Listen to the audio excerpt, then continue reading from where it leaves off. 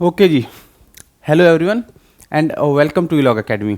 हम linear algebra के syllabus की बात करते हैं। सिलेबस ऑन एन एवरेज जितने भी एग्जाम्स हैं हमारे, जो भी इंपॉर्टेंट एग्जाम्स हैं जिनकी हम तैयारी कर रहे हैं या जिनकी एटलीस्ट हमारा चैनल तैयारी कर रहा है या करवा रहा है, उन एग्जाम्स में लीनियर अलजेब्रा का कितना बड़ा रोल है हम अब ये इस लेक्चर में डिस्कस करेंगे। कितना बड़ा रोल है ये तो आपको पता रहना चाहिए। लीनियर अलजेब्रा इकलौता एक ऐसा सब्जेक्ट है जो प्योर मैथमेटिक्स हो या अप्लाइड मैथमेटिक्स हो, दोनों बंदे अटैक करते हैं इस पर। ठीक है, जो प्योर मैथमेटिशियन हो, प्योर अप्लाइड मैथमेटिशियन हो, दोनों का ये फेवरेट होता है। अप्लाइड मैथमेटिक्स वाले लीनियर अलजेब्रा को पसंद करते हैं क्योंकि वो ओडी पीडी ऐसा तो पढ़ ही रहे होते हैं, उन्हें भी एक सब्जेक्ट ऐसा चाहिए प्योर से, तो लीनियर पे अटैक करते हैं, कॉम्प्लेक्स पे अटैक करते हैं। प्योर मैथ्स वाले उनका तो फेवरेट यही हो जाता है क्योंकि रियल उनको उस हिसाब से मार्क्स देता नहीं है। ठीक है, तो लीनियर अलजेब्रा अनडाउटेडली एक अच्छा एग्जाम है। हर कोई भी एग्जाम मतलब कोई भी पर्टिकुलर एग्जाम हो उसके लिए लीनियर अलजेब्रा अच्छा है, इंपॉर्टेंट है। ठीक है, आईआईटी जैम में अगर मैं बात करूं तो 20 से 25 मार्क्स के करीब अब लीनियर अलजेब्रा कवर कर रहा है इस साल 21 या 22 नंबर का है 2022 में। आईआईटी जैम 2022 में लीनियर अलजेब्रा 22 नंबर के करीब आया। ठीक है, ऊपर नीचे हो सकते हैं भाई डेटा। ठीक है, सीएसआर नेट जेआरएफ में वही चल रहा है भाई, 50 52 55 54 56।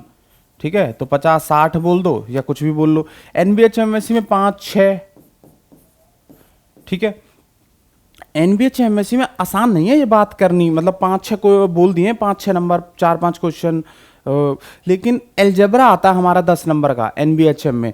एनबीएचएम में हमारा जो पूरा का पूरा एलजेब्रा है ना, वो 10 नंबर का है। अब उस एलजेब्रा में हमारे पास लीनियर एलजेब्रा भी रहता है। मॉडर्न एलजेब्रा की जगह मैं अगर ग्रुप थ्योरी लिख दूं तो कोई दिक्कत नहीं होनी चाहिए किसी को। रिंग थ्योरी लिख दूं कोई दिक्कत नहीं होनी चाहिए। फील्ड थ्योरी लिख दूं कोई दिक्कत नहीं होनी चाहिए। नंबर थ्योरी को नहीं लिख सकते यहाँ पर क्योंकि नंबर थ्योरी उन्होंने मिसलेनियस में डाला हुआ होता है। ठीक है, तो linear algebra group theory, ring theory, field theory में से भी कम 10 नंबर का आता है। अब सोच कर देखो तुम, एक क्वेश्चन तो मान लो यहाँ से और वो भी हर बार नहीं, फिर यहाँ से और फिर यहाँ से और फिर यहाँ से, मतलब इन सबसे भी ज्यादा इंपॉर्टेंट हो गया लीनियर अलजेब्रा, क्योंकि लीनियर अलजेब्रा में ज्यादा भी आ रहा है पूरे अलजेब्रा में से, और लीनियर अलजेब्रा कंपैरेटिवली करना भी आसान रहता है। क्यों आसान रहता है इसमें? क्योंकि जितना आपने आईआईटी जैम का पढ़ा होता है ना, उतना ही आपको एनबीएचएम के लिए पढ़ना होता है।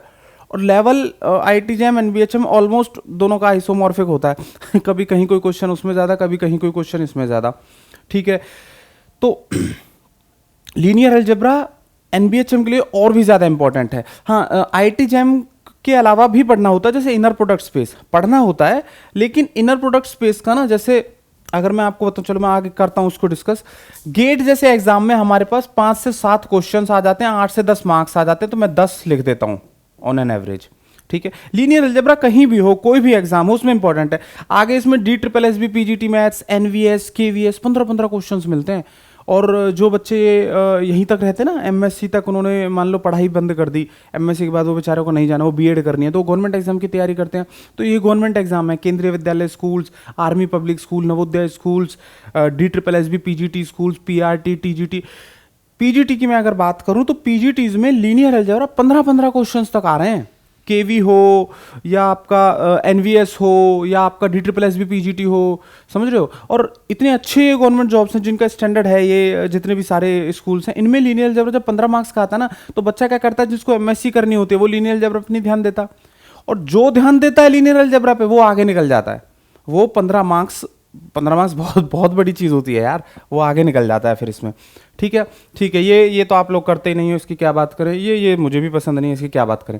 देखो, यूनिट वाइज सिलेबस की अगर हम बात करें, हमारा पूरा का पूरा लीनियर अलजेब्रा कोर्स इन कुछ 6 यूनिट्स में डिवाइड हो रखा होता है। ठीक है, अगर मैं वेक्टर स्पेस की बात करूं, वेक्टर स्पेस शुरू हो रहा है, वेक्टर स्पेस से हमारी पूरी कहानी शुरू हो रही है हमारे सिलेबस की। जैसे कुछ लोगों के हिसाब से ना ये है मैट्रिक्स थ्योरी, वो लोग ये बोलते हैं कि इसे पहले आप वेक्टर स्पेस से पहले करवाओ।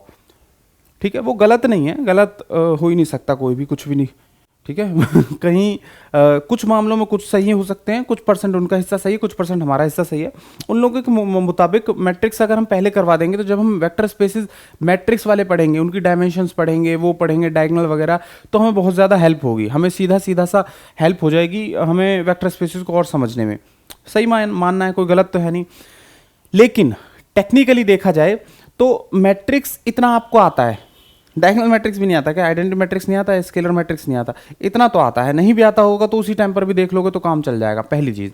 दूसरी चीज, मैट्रिक्स को अगर हम पहले करवाएंगे ना, तो मैट्रिक्स आपने पहले तो 12th क्लास में भी पढ़ लिए। 12th क्लास वालों ने हमें ये बात नहीं बताई थी कि जो मैट्रिक्स हैं वो लीनियर ट्रांसफॉर्मेशंस हैं। ठीक है, तो अब अगर हम अभी भी उन्हें पहले ही पढ़ लेंगे ना, तो हमें आपको फिर ये छुपाना पड़ेगा, ये पढ़ाते टाइम छुपानी पड़ेगी बात कि भैया ये लीनियर ट्रांसफॉर्मेशन है। तो इसलिए पहले वेक्टर स्पेस, फिर लीनियर ट्रांसफॉर्मेशन, फिर बताएंगे कि लीनियर ट्रांसफॉर्मेशन ही मैट्रिक्स है, कुछ और नहीं है। ठीक है, तो इसलिए मैट्रिक्स थ्योरी बाद में आ जाएगी हमारी। फिर सिस्टम ऑफ इक्वेशंस, ये कोई भी देखो, कोई भी ना इनमें से, अब आप इन दो टॉपिक्स को छोड़ दो, अभी इन दोनों को होल्ड पे रख दो, मीट्रिक वेक्टर स्पेसेस। ये कोई भी एग्जाम हो, ठीक है, कोई भी एग्जाम हो आपके पास, ये चारों के चारों उसमें इंपॉर्टेंट हैं। आईआईटी जैम यहां तक, ये भी पूरा नहीं आता आईआईटी जैम में, अभी मैं डिटेल सिलेबस जैसे बताऊंगा, इन टॉपिक्स के भी बताऊंगा हम जो जो पढ़ते हैं। आईआईटी जैम का भी यहां का इसका आधा हिस्सा शुरू होता है। ठीक है, एनबीएचएम में इसका, एनबीएचएम एमएससी में इसके पिछले 15 साल में ना, 15 साल में 7 से 8 क्वेश्चंस पूछे गए हैं एनबीएचएम में। मतलब हर 2 साल में एक क्वेश्चन आईपीएस का आ रहा है, सॉरी, हर 2 साल में एक क्वेश्चन आईपीएस का आ रहा है। इसका मतलब यह हुआ कि यहां तक के लिए तो इंपॉर्टेंट हो गया, पढ़ना ये भी चाहिए, एनबीएचएम वालों को पढ़ना चाहिए, जिन्हें रेस में आगे निकलना है ना, उनके लिए तो जरूरी है। एक क्वेश्चन एनबीएचएम में बहुत इंपॉर्टेंट है वहां पर। और फिर आपको, अगर आप एमएससी एंट्रेंस के लिए एनबीएचएम के लिए जा रहे हो, तो फिर आपको आगे तो पढ़ना है ही है आईपीएस, तो आप क्यों गिव अप कर रहे हो। ठीक है, कोई भी एग्जाम उठा लो, यहां तक आपको स्किप नहीं करना चाहिए, चाहे आपका लीनियर अलजेब्रा फेवरेट हो चाहे ना हो। प्योर मैथ्स वालों का भी ये फेवरेट होता है, अप्लाइड मैथ्स वालों का भी ये प्यार हो जाता है इससे। लेकिन हो सकता है आप में से कुछ 5% 10% की, सर क्या ही चल रहा है, मेरे को तो एनालिसिस पसंद है। मेरे को भी एनालिसिस पसंद है। ठीक है, पढ़ाने में मेरे को एनालिसिस पसंद है, मार्क्स की ओर जब मैं जाता हूं तो मेरे को अलजेब्रा पसंद है। ठीक है, लेकिन मेरे हिसाब से पूरा का पूरा हमें स्किप नहीं करना चाहिए, पूरा का पूरा कभी नहीं छोड़ना चाहिए। तुम्हें नहीं पता कि तुम कौन से एग्जाम में देने बैठोगे, वहां वो वेक्टर स्पेस का वो आसान सा क्वेश्चन पूछता है जो तुमने बेवजह ही छोड़ रखा होता है। ऐसे बहुत सारे क्वेश्चंस होते हैं। इसी बार आईआईटी जैम में हम डिस्कस करेंगे जब पढ़ेंगे, तो आईआईटी जैम में ऐसा क्वेश्चन आया वेक्टर स्पेस का, सिर्फ जीरो एडिटिव आइडेंटिटी हो तो क्वेश्चन हो जाता है। ठीक है, तो 2-2 नंबर 4-4 नंबर बहुत इंपॉर्टेंट होते हैं ऐसे में, तो हम छोड़ तो नहीं सकते, हम स्किप नहीं कर सकते, क्योंकि अगर हमने स्किप ही कर दिया तो हमने आसान क्वेश्चन भी छोड़ दिए। ठीक है, ये यूनिट है। सिस्टम ऑफ लीनियर इक्वेशन इतना इंपॉर्टेंट है कि हर बार इसका हर जगह एग्जाम में क्वेश्चन आया हुआ है, सिस्टम ऑफ लीनियर इक्वेशंस का, और हर बार ही आता है। कुछ बच्चों को मीट्रिक वेक्टर स्पेसेस ऐसे लग रहा होगा फर्स्ट चैप्टर का, ये फर्स्ट चैप्टर का नहीं है, हालांकि नाम ऑब्वियसली वेक्टर स्पेसेस तो है ही, ऐसे तो सब कुछ फंक्शंस ही है। ठीक है, ऐसे थोड़ी से फर्स्ट यूनिट में कर देंगे। लेकिन मीट्रिक वेक्टर स्पेसेस ना आईआईटी जैम में आता है ना एनबीएचएम में आता है, ये सिर्फ जेआरएफ और गेट में कवर करता है क्या, ये सिर्फ जेआरएफ और गेट इसमें कवर होते हैं। है क्या ये है वही क्वाड्रेटिक फॉर्म, बाइलिनियर फॉर्म, ऐसे वेक्टर स्पेसेस को हम मीट्रिक वेक्टर स्पेसेस बोल देते हैं। ठीक है, अब देखो टॉपिक वाइज अगर मैं बात करूं, मैं किसी भी एक टॉपिक पर मैं अभी फोकस नहीं कर रहा हूं कि ये बहुत इंपॉर्टेंट है, ये बहुत इंपॉर्टेंट है। कुछ टॉपिक ऐसे हैं जो आईआईटी जैम के लिए बहुत इंपॉर्टेंट है, कुछ जेआरएफ के लिए। अगर मैं इंपॉर्टेंस की ही बात करूं तो ये जो फर्स्ट टॉपिक हम पढ़ते हैं ना फर्स्ट लेक्चर में, ये भी SAU PhD, NBHM PhD, JRF, GATE, इसी में से क्वेश्चन आ गए हैं फर्स्ट लेक्चर में से। लीनियर अलजेब्रा इतना इंपॉर्टेंट हो जाता है कि फर्स्ट लेक्चर से क्वेश्चन शुरू हो जाते हैं। ठीक है, प्रॉब्लम अलजेब्रा के साथ क्या होती है, अलजेब्रा बेचारा इसलिए हार जाता है हम लोगों से हम लोगों तक इसलिए नहीं पहुंच पाता क्योंकि यहाँ रिजल्ट्स बहुत हो जाते हैं, बहुत रिजल्ट्स हो जाते हैं। अलजेब्रा हो, एनालिसिस हो, तो दुखदाई हो जाती है ना फिर चीजें। पूरे के पूरे टॉपिक, कोई भी टॉपिक आप उठा लो, सबका सब इंपॉर्टेंट है।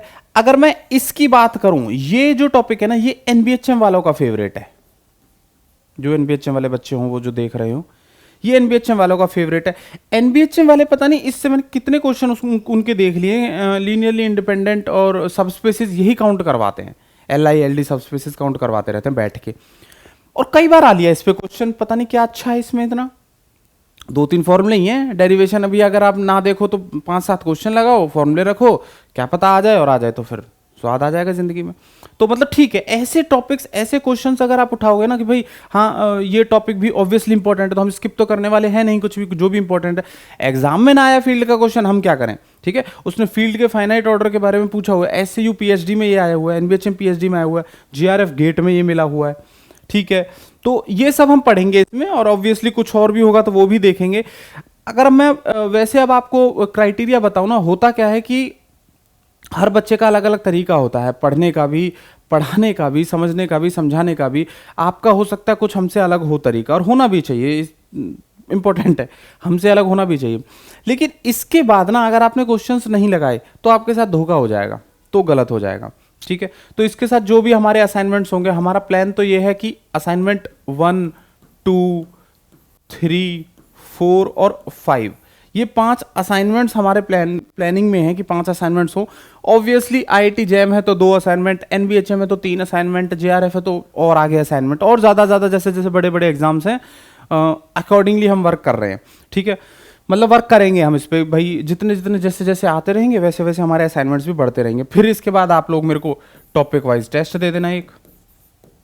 फिर जब कंप्लीट टेस्ट सीरीज होगी, CBT computer based test series बोलते हैं जिसे, उसमें भी इसके क्वेश्चंस आएंगे, तो वहाँ आपका पता चल ही जाएगा आपने कितनी मेहनत करी है, रायता कितना फैलाया है, ठीक है। वेक्टर स्पेसेस, अब मैं अगर छोटी सी में मैं बात करता ना, वेक्टर स्पेस होता क्या है, एबेलियन ग्रुप, एक ऐसा abelian group V under addition जो किसी फील्ड पर हो और ये दोनों एक्सटर्नल कंपोजिशन सेटिस्फाई करते हो, ठीक है। करेंगे हम डिस्कस, डोंट वरी। लेकिन अगर मैं एक वेक्टर स्पेस को वी अंडर एडिशन, एक अबेलियन ग्रुप को ही मैं वेक्टर स्पेस बोल रहा हूं, तो लीनियर ट्रांसफॉर्मेशन क्या काम कर रहा है? लीनियर ट्रांसफॉर्मेशन कुछ नहीं कर रहा होता, वो ट्रांसफॉर्म कर रहा होता है वेक्टर स्पेसिस को, यहां से यहां छोड़ना, इसका काम है, ठीक है।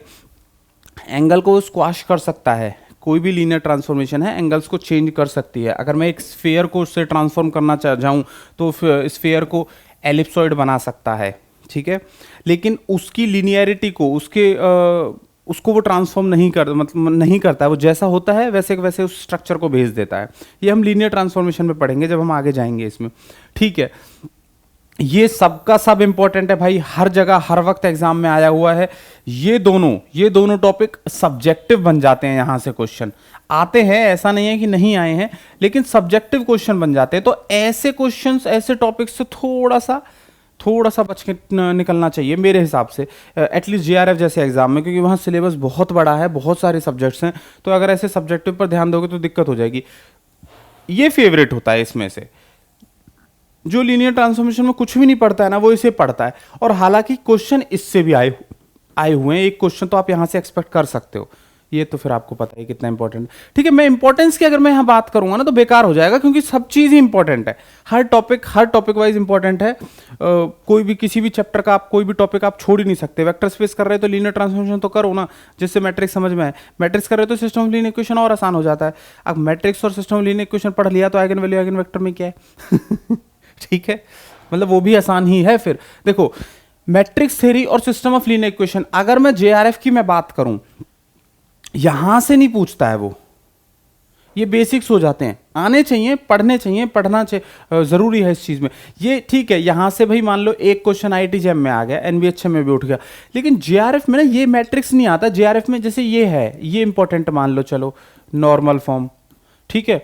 और जेआरएफ में ये मैट्रिक्स आता है, matrix and their eigen values, diagonalization of matrix, type important, determinant और कंपेनियन मैट्रिक्स, ये देख रहे हो, ये जेआरएफ के लिए इंपॉर्टेंट हो जाता है। मतलब वो मैट्रिक्स नहीं जो मैट्रिक्स थ्योरी वैसे है, लेकिन वो मैट्रिक्स जैसे इंपॉर्टेंट, जो मैट्रिक्स दिखने में ही अलग होंगे, पहचानने से पता चलेगा कि अच्छा इनके डिटर्मिनेंट ऐसे निकलते हैं, इनके बारे में ऐसे देखा जाता है। कंपेनियन मैट्रिक्स तुरंत देख के पता चल जाएगा कंपेनियन मैट्रिक्स है तो ठीक है, समझ रहे हो, वो चीज इंपॉर्टेंट है। वरना सिलेबस वाइज देखोगे तो हाँ, मैट्रिक्स थ्योरी हम यहाँ पूरी की पूरी पढ़ ही लेंगे, ये फिर है ही इंपॉर्टेंट। कोई भी एग्जाम हो, कोई भी उठाकर देख लो, सिस्टम ऑफ लीनियर इक्वेशन का क्वेश्चन जरूर मिलेगा, ठीक है। इंपॉर्टेंट ये भी है,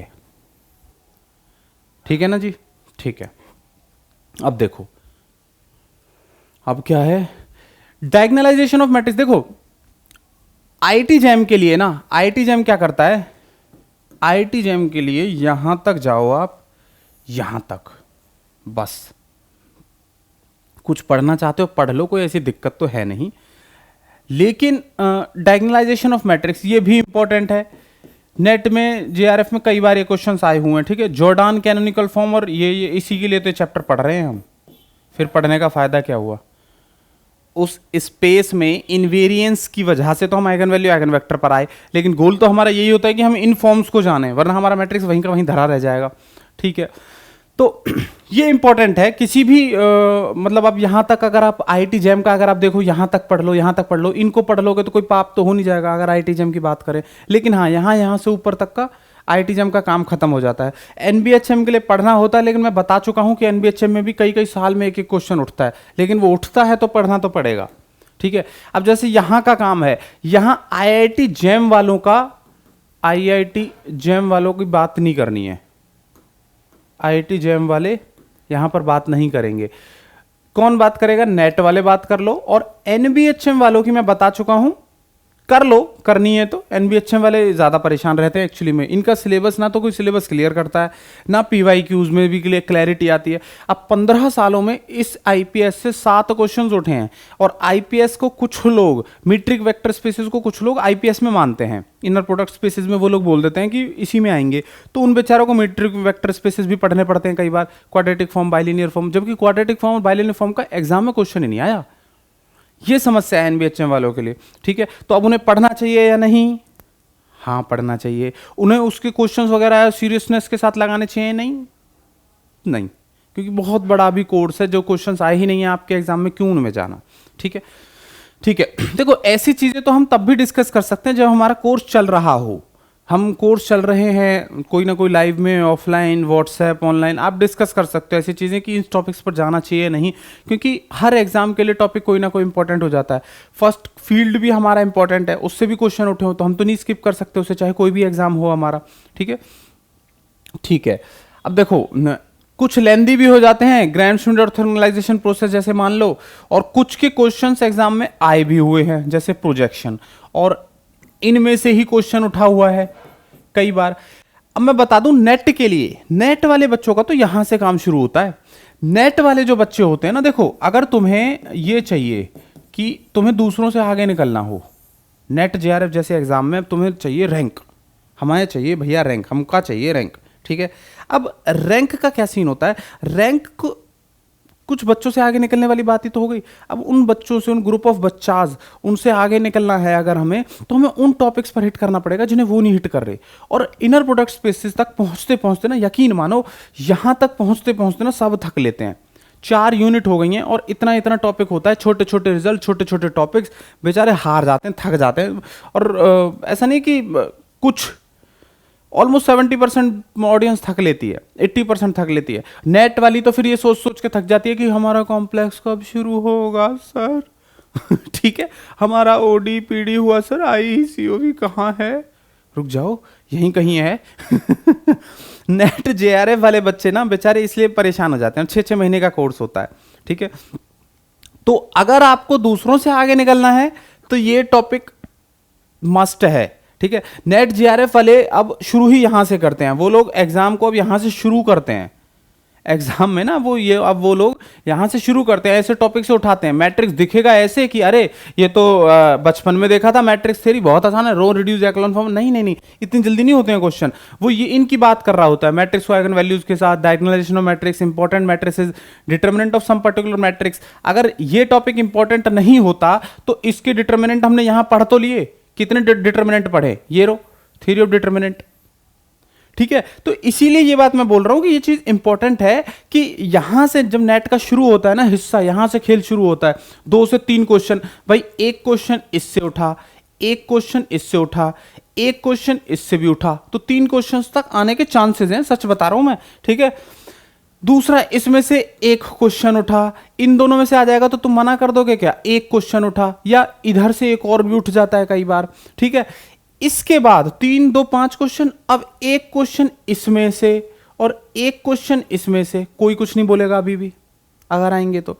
तुम सोच कर देखो, जहां नेट जेआरएफ जैसे एग्जाम में 15 क्वेश्चन आ रहे हैं, 15, 16, 14, 17, 13, अगर 15 क्वेश्चन आ रहे हैं, रियल से कम रहता है, रियल के 18 क्वेश्चन आते हैं तो इसमें 14-15, तो हमारा गोल तो ये रहना चाहिए ना कि 10 क्वेश्चन कर लेंगे। अब 10 क्वेश्चन में से तुम सोच कर देखो, हमारे पास 2 क्वेश्चन इस चैप्टर से, 2 क्वेश्चन इधर से, 4 और 3 क्वेश्चन इधर से, मतलब 7 क्वेश्चंस आपको इधर से देखने को मिलेंगे। तो इतनी देर से आप उधर लीनियर अलजेब्रा में क्यों लग रहे थे? समझ रहे, नेट जार वाली कहानी है।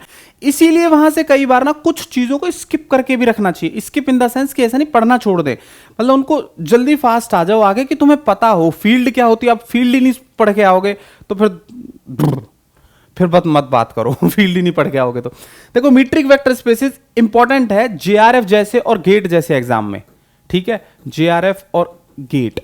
आईआईटी जैम भूल जाओ, एनबीएचएम भाई अब तक नहीं आया है, लेकिन मैं ये नहीं बोलूंगा कि भूल जाओ, क्योंकि एनबीएचएम के सिलेबस में अगर वो आईपीएस से क्वेश्चन दे रहे हैं तो कल को वो इससे भी देंगे, और फिर तुम लोग मुझे बोलोगे सर आपने तो कहा था कि इससे कोई क्वेश्चन नहीं आता। मैंने नहीं कहा ऐसे, पीवाई क्यों बोल रहे हैं ऐसे, ठीक है। देखो, काम खत्म हो जाता है, लेकिन एक्चुअली में काम खत्म नहीं होता है, काम यहाँ से शुरू होता है।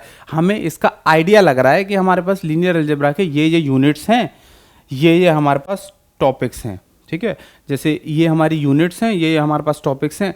कितने मार्क्स का कौन सा आता है ये भी हमारा क्लियर नहीं होता है, ठीक है। 2 क्वेश्चन इससे आए, उससे नहीं आए, सिस्टम ऑफ लीनियर इक्वेशन से हमेशा आता है, तो वो टॉपिक्स तो हमेशा कर लो जो अच्छे हैं। एक क्वेश्चन आसान, इसीलिए सारे टॉपिक्स पढ़ने भी जरूरी है, क्योंकि हर टॉपिक से एक क्वेश्चन तो आसान भी निकलता है। तो 15-20 नंबर तो इंसान यहाँ से भी उठाता है, जेआरएफ जैसे एग्जाम की मैं बात करूँ तो, ठीक है। तो आई होप कि कुछ ना कुछ तो ये वीडियो ज़रूर हेल्प करेगी, ना भी करे तब भी इस वीडियो को कुछ ना कुछ तो हेल्प करनी चाहिए। ठीक है, so thank you for watching.